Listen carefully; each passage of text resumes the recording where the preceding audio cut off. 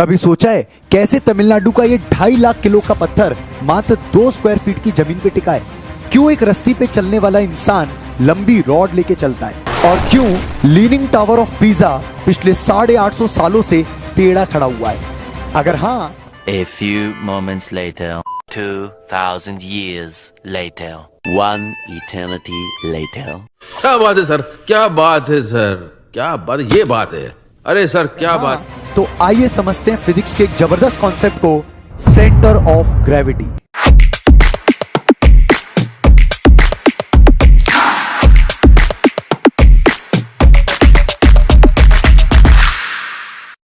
क्या कभी किसी ऑब्जेक्ट को आपने बैलेंस करने की कोशिश करी है?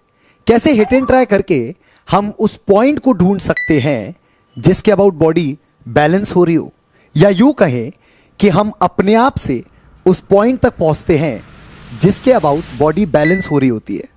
इसी मैजिकल पॉइंट को सेंटर ऑफ ग्रेविटी कहते हैं। ये बात है। अरे सर क्या बात। अब बात करें अगर सिमेट्रिक ऑब्जेक्ट्स की, जैसे कि सर्कल, स्क्वायर या ट्राइंगल, इनके सेंटर ऑफ ग्रेविटी ढूंढना बहुत आसान होता है। इनफैक्ट इनको बैलेंस करना भी उतना ही इजी होता है। पर आमतौर पे लोग सोचते हैं कि सेंटर ऑफ ग्रेविटी बॉडी के हमेशा इनसाइड लाई करता है। पर क्या यह बात सही है? आओ पता करके देखते हैं। जरा फोक मुझे देना। आप लोग भी दो फोक लेके जल्दी से आ जाइए।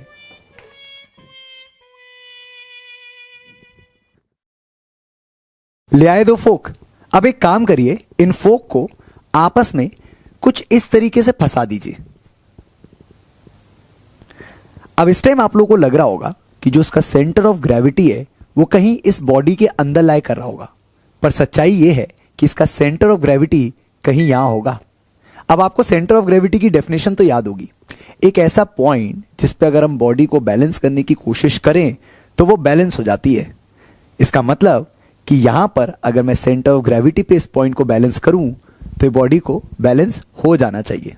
आइए ट्राई करके देखते हैं। तो दिखने में ऐसा लग रहा होगा कि ये छोटू सा काउंटर वेट इसको बैलेंस कर रहा है, पर क्या ये बात सही है?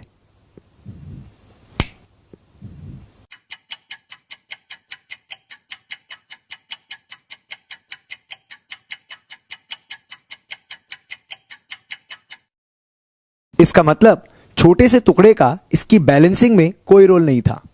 सेंटर ऑफ ग्रेविटी बॉडी के बाहर भी लाई कर सकता है। आइए इस बात को एक और एक्सपेरिमेंट से समझते हैं। तो यहां पर मेरे पास एक कटी हुई रिंग है जिसका सेंटर ऑफ ग्रेविटी कहीं यहां की तरफ होगा, मतलब कहीं हवा में होगा। तो क्या इसको इस हवा के पॉइंट पे बैलेंस किया जा सकता है?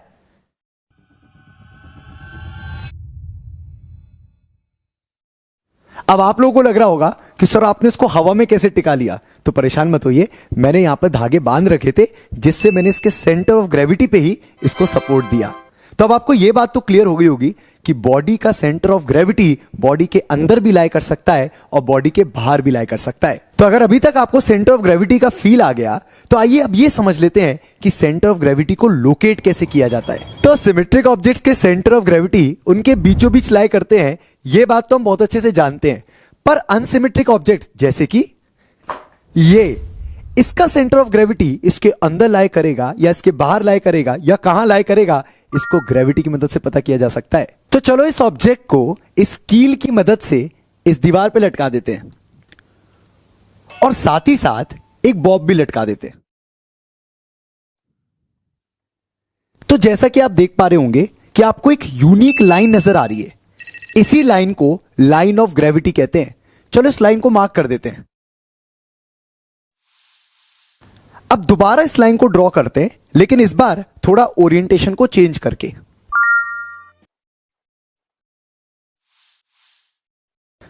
तो जैसा कि आप देख पा रहे होंगे कि लाइन ऑफ ग्रेविटी एक यूनिक पॉइंट पे आके इंटरसेक्ट कर रही है। इसी पॉइंट को सेंटर ऑफ ग्रेविटी कहते हैं और ऑब्जेक्ट इसी पॉइंट। अबे यार, टेक 2। तो क्या ऑब्जेक्ट इस सेंटर ऑफ ग्रेविटी पे बैलेंस हो पाएगा?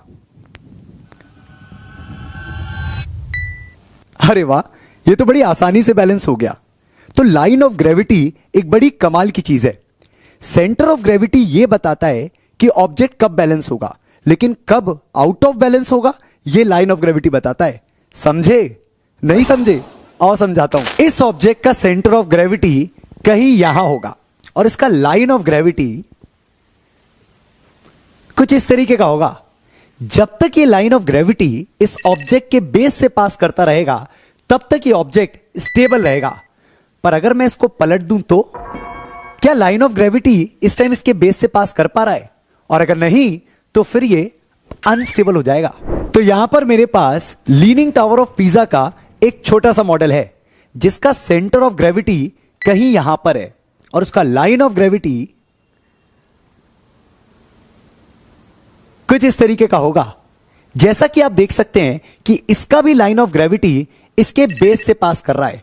तो चाहे दिखने में ये कितना भी टेढ़ा हो, पर फिजिक्स के कॉन्सेप्ट के हिसाब से ये स्टेबल है और ऐसे ही पिछले 850 साल से ये खड़ा हुआ है। अब लाइन ऑफ ग्रेविटी का कॉन्सेप्ट केवल बिल्डिंग्स या मॉन्यूमेंट्स पे नहीं, आप पे और मुझ पे भी लगता है। और क्या कहते हो, इस बात को समझने के लिए एक पब्लिक एक्सपेरिमेंट ट्राई करें? चलो, तो पब्लिक एक्सपेरिमेंट करने के लिए हम आ गए ग्वालियर के एक फेमस जगह पे, बैजाताल पे। आइए पब्लिक एक्सपेरिमेंट के लिए अपना इंसान ढूंढते हैं।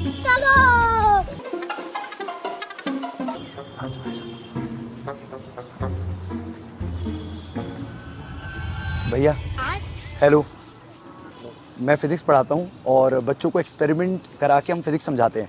तो आप एक छोटी सी मदद करेंगे हमारे लिए आज? आप हमारे लिए एक छोटा सा एक्सपेरिमेंट करेंगे? तो मैं आपको एक छोटा सा चैलेंज दूंगा जिसमें मैं कुछ पैसे यहाँ रख दूंगा, आपको उसको बस उठाना है। बेटा मन में लड्डू फूटा, पर थोड़ा सा ट्विस्ट रहेगा उसके अंदर। आप तैयार हैं? ठीक है। एक सपाट से जी ऊपर आ जाइए।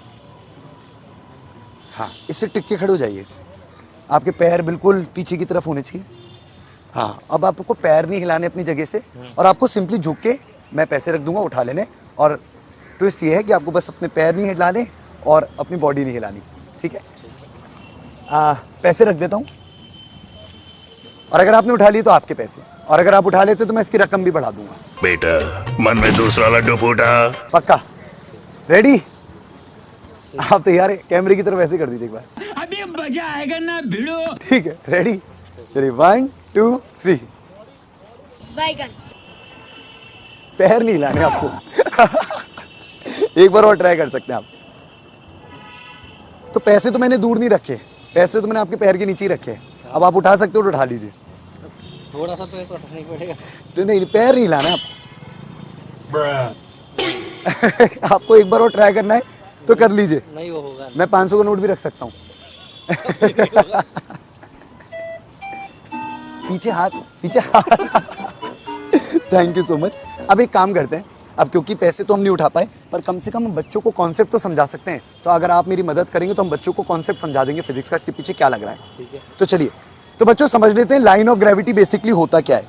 अगर हम इनकी लाइन ऑफ ग्रेविटी को चेक करें इस समय, तो इनका सेंटर ऑफ मास कहीं इस तरफ होगा और इनकी लाइन ऑफ ग्रेविटी ये लगा दूं, कुछ इस तरीके की होगी। अब जब ये टिके हुए थे तो इनका जो लाइन ऑफ ग्रेविटी था वो इनके लगभग पैरों से पास कर रहा था। पर जब मैंने पैसे को नीचे रखा और इनसे मुड़ने को बोला, तब क्या इनका लाइन ऑफ ग्रेविटी इनके पैरों पे रहा या उसके बाहर निकल गया? अब आप दोबारा कोशिश करिएगा। तो जैसा कि आप देख पा रहे होंगे कि जो लाइन ऑफ ग्रेविटी है वो पैरों के बाहर निकल जा रहा है और उसकी वजह से ये टिक नहीं पा रहे हैं या झुक नहीं पा रहे हैं। हम जब भी झुकते हैं, अब आप एक काम करिएगा, आराम से इस पैसे को उठा लीजिएगा और इस बार आपको अलाउड है अपना कदम आगे करना, जो करना आप करिए। झुक के आराम से पैसे को उठा लीजिए। तो जैसा कि आपने देखा कि इस टाइम लाइन ऑफ ग्रेविटी जब ये झुके तो इनके एग्जैक्टली पैरों से पास कर रहा था। मतलब लाइन ऑफ ग्रेविटी का कॉन्सेप्ट केवल मॉन्यूमेंट्स या बिल्डिंग पे नहीं, हम इंसानों पे भी लगता है और इन भैया पे भी लगता है। Thank you so much. मेरे पैसे क्या किसी पेंसिल को कभी आपने बैलेंस करने की कोशिश करी है? कितना मुश्किल होता है इस पेंसिल को इस छोटे से पॉइंट पे टिकाना। इसका सेंटर ऑफ ग्रेविटी कहीं ऊपर की तरफ है और इसका लाइन ऑफ ग्रेविटी इस पॉइंट से पास करे, ये बड़ा कठिन है। ऐसे में हम एक स्पेशल टेक्निक का इस्तेमाल कर सकते हैं। तो मेरे पास यहां एक छोटा सा सेटअप है जिसमें ऊपर की तरफ मैंने पेंसिल लगा रखी है और नीचे की तरफ एक भारी वजन लटका रखा है, जिससे इस पूरे सिस्टम का सेंटर ऑफ ग्रेविटी नीचे की तरफ शिफ्ट हो गया है। ऐसे में जब हम ऊपर वाले पॉइंट ऑफ कांटेक्ट पे इसको बैलेंस करते हैं तो ये बड़े इजीली बैलेंस हो जाता है। इस टेक्निक में हमेशा centre of gravity point of contact के नीचे लाए करना चाहिए। ऐसी कुछ सेटअप आपने देखे होंगे जिसके अंदर आदमी अपने आप को बैलेंस कर पाता है क्योंकि उसका सेंटर ऑफ ग्रेविटी उसके कांटेक्ट पॉइंट के नीचे लाया करता है। आइए अब रोप वाले एग्जांपल को थोड़ा डिटेल में समझते हैं। तो यहां पर मेरे पास एक रिंग है जिसको मुझे इस रस्सी पे चलाना है। आओ चला के देखते हैं।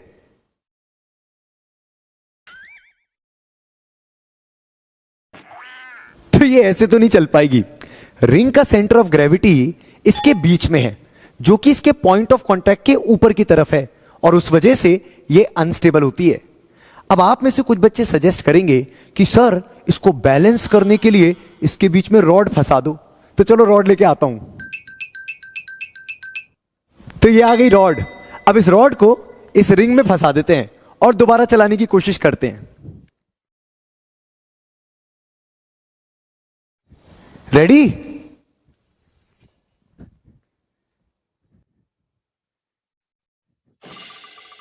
तो पिछली बार से तो बेहतर है, स्टेबिलिटी बढ़ तो गई है, लेकिन अभी भी ये कंप्लीटली स्टेबल नहीं है।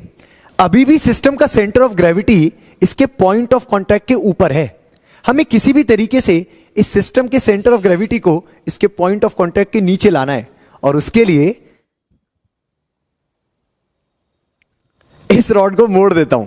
चलो इसको दोबारा इसके अंदर डाल के देखते हैं। तो ये तैयार हो गई हमारी रिंग मुड़ी हुई रॉड के साथ। आओ इससे ट्राई करके देखते हैं। रेडी? तो जैसा कि आपने देखा कि रिंग बिल्कुल आराम से इस रस्सी पे चल पा रही है क्योंकि इस सिस्टम का सेंटर ऑफ ग्रेविटी इसके पॉइंट ऑफ कांटेक्ट के नीचे आ चुका है। कुछ इसी कॉन्सेप्ट की मदद से एक आदमी एक रस्सी पे आराम से चल पाता है क्योंकि उसके सिस्टम का सेंटर ऑफ ग्रेविटी उसके पैरों के भी नीचे होता है। तो ये गाड़ी तो स्टेबल हो गई, लेकिन अगर आपकी